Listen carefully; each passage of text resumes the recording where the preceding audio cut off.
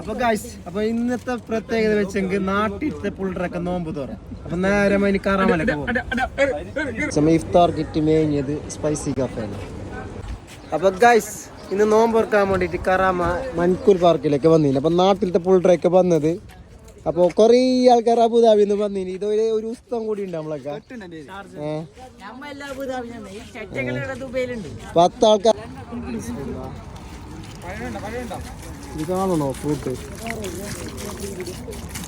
എല്ലാത്തരം ഫ്രൂട്ട് ഉണ്ട് ലോകത്ത്.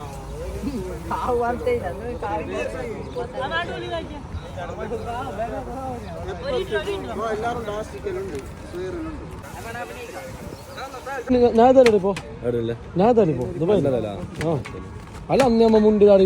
അപ്പൊ എത്തിയിട്ട് നോമ്പ് തോറന്റെ ഫുള്ള് ഒരുക്കത്തില് എത്ര കാര്യമായിട്ട് 10 പൊറിക്കുന്നുണ്ട്. ഇവിടെ ഫുള്ള്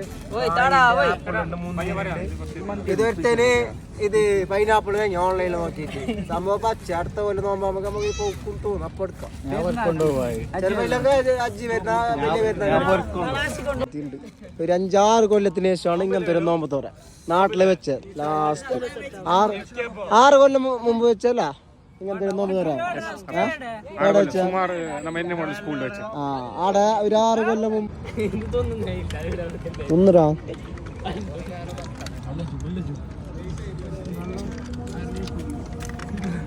അവസാന നിമിഷത്തിൽ നമ്മള് ചങ്ങായി മറത്തിൽ ബാണ്ടാന്ന് അടിച്ചു മറന്നുണ്ട്.